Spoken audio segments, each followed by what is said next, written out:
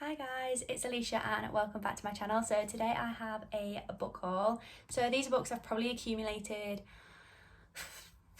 from like July to August. So I think I've got like 20 books. Some were gifted, but I'll obviously say which were. So yeah, let's get started.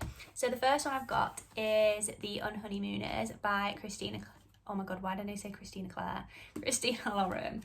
I only recently found out they were two different people. Like, one's called Christina, one's called Lauren. Baffled. Mind is blown. So this follows Olive and Ethan, and they hate each other, and it's Olive's identical twin sister's wedding. And then I think they get food poisoning. Everyone at the wedding gets food poisoning, so obviously the bride and groom can't go on their honeymoon. So Olive and Ethan go on this all expenses paid holiday. Yeah, the honeymoon in Hawaii. They have to just like do all of the activities and pretend they're like the new married couple. And yeah, I've seen loads of people rave about it, so I'm excited. And I've not read a Christina Lauren book. I do have Josh and Hazel's Guide to Fake Dating, which was kindly gifted to me by Naomi, which I'll leave her Instagram down below, for my birthday. So I'm really excited to read this one. Then I got You and Me on Vacation. How pretty is this cover? I prefer it to the, I think the American version is like two people sitting by a pool. So is this one, but anyway. So this follows Poppy and Alex, 12 summers apart. So it says, two best friends, 10 summer trips, their last chance to fall in love. I've heard loads of people talk about it, and I picked it up in Tesco. I didn't know they sold it in Tesco, but they did like 2 for £9 offer. But I only got one book, because I think it was like £5. So yeah, I'm really excited to read that. The only thing is I feel like I've missed out on like summer reading now, because it's like August and it's starting to get really rainy and windy and cold. But hopefully I'll be able to pick up soon. Next we've got a faux love story. This is by Lonely. I apologise if I've pronounced the name and the word faux wrong. So this is about two people who really like each other, but their families own rival faux businesses, and they hate each other. So they've got to keep their relationship a secret. And I think they like try and like rekindle their family's friendships. Is that the right word? Yeah, it says all's fair in love, war and noodles. And I just think the cover's really pretty as well. So yeah, I got that one. And then I'm so excited for this. So this is This Poison Heart by Kaylin Bayron. I'm gonna say that's her name. And look at like how illustrations, Raymond, you've outdone yourself here. So this, I'm pretty sure, is like a The Secret Garden retelling. I absolutely loved Cinderella is Dead. I read that in July and I gave it 4.5 stars. I thought that was incredible. I'm not really like a big fantasy reader, but I was literally like, this is so good. So I really enjoyed that. So this is basically about a girl. To break an ancient curse, she must let her power bloom, so she can grow apple trees from a seed in a heartbeat and flowers bloom at her touch. And Bree's long departed ancestors won't let her rest until she finds it, so she must have to find something. But yeah, super excited to read that. I feel like I'm excited to read every book here, and then I'm just like, when will I read it though? When will I get around to you when I have like all of these shelves? The next book I got is Witches Steeped in Gold. So this is about two witches. So one has spent her life in a cell, and the other grew up dressed in gold with stolen magic at her fingertips. They are sworn enemies. The two witches enter a deadly alliance to take down the woman who threatens both of their worlds. So yeah. Although, can you see this little guide here? Why does it say trust, witch and no? Like, know what? Is it meant to be like trust no witch? I don't understand. Anyway, then I got Reputation. This is by Lex Croucher. And these covers are so aesthetically pleasing. This is one thing I love about like normal contemporary like romance and like YA books and fantasy books, that their covers are so nice, whereas like you look at dark romance books and it's like a half naked man on the front. Like, I love a pair of abs, but how do I like get on a train or like take on a family holiday? My nan's gonna be a bit suspicious of me. So I think this book follows a girl who was abandoned by her parents, and she meets a girl who's fairly wealthy and takes her to a party, and she becomes sort of like the in crowd. It says on the front that it's a Fleabag and Bridgerton. If Fleabag and Bridgerton made a book baby. I really enjoyed Bridgerton. I've never watched Fleabag, but it's meant to be really good. So she's introduced to a new world of wild parties, drunken debacles, mysterious young men with strangely alluring hands, and the sparkling upper class of Regency society. So yeah, it looks really long. Oh, it's like 400 pages. Not that bad. Then I got Get a Life, Chloe Brown by Talia Hibbert. I've seen this everywhere, and I know loads of people rave about it, but then I do know some people have like mixed reviews on it, so I'm excited to see what it's actually like. So this is about Chloe Brown, who is a chronically ill computer geek with a goal, a plan, and a list. So she's come up with a list of directives to help her get a life. Oh, so she's made herself like a bucket list. Some of these books I have no idea like what they're about. I've just known it. I've seen everybody read them, so I'm just like, I want it. I want to go. And then she meets somebody called Red, who is the perfect helper in her mission to rebel. ... I'm presuming that's him. Love is in the air. Right, next we'll do Yoke. I feel like my light is really bright. So this is by Mary H.K. Choi. I have read one of her books before. I read Emergency Contact. I think I gave it like 3.5 stars. The illustrations, the Emergency Contact front cover is the nicest cover. One of my favourite front covers. Like, the illustrations are insane.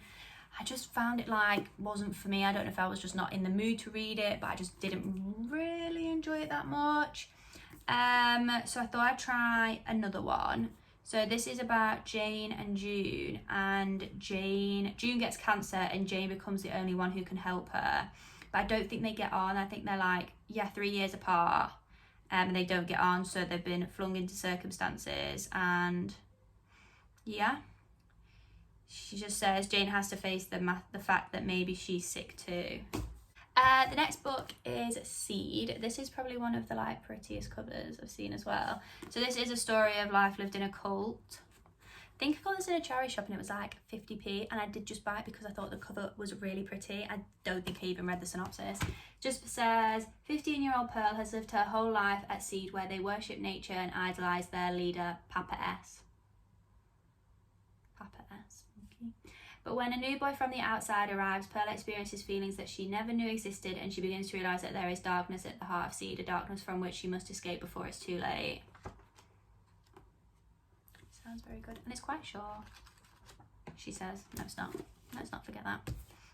And then I've got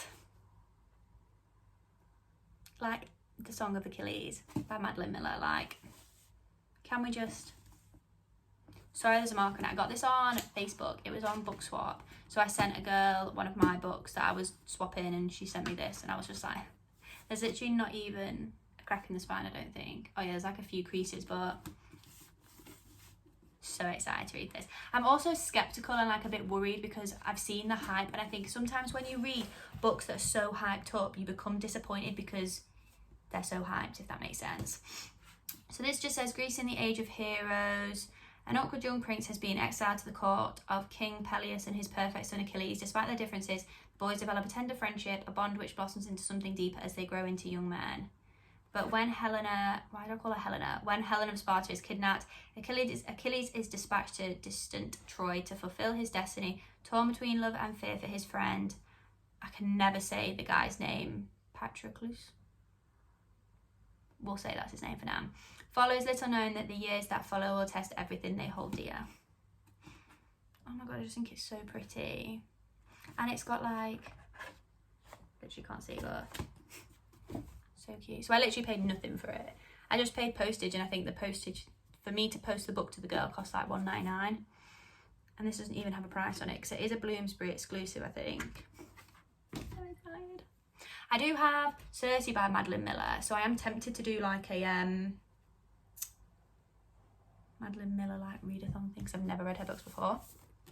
Another book I got on Facebook Book Swaps is the Bromance Book Club by Liza K. Adams. Basically, it talks about, I think it says struggled marriage, like, yeah, Gavin Scott's marriage is in trouble. The Nashville Legends baseball player has recently discovered a humiliating secret. His wife, Thea, has always faked the big O. So he needs help. So yeah, he welcomes to the Bromance Book Club, basically. I'm really excited to read this because I've seen loads of people read it and it's meant to be really good. I know Naima started reading it. I'll link her YouTube below because her account is like literally my favourite on YouTube. She has the fucking best recs and she's literally the nicest person. I know she started reading this, so I need to ask her how she found her if she's still reading it. So I'm excited. To get to excited. Then I've got, I feel like the light in here is really weird. Sorcery of Thorns. This is by Margaret Rogerson.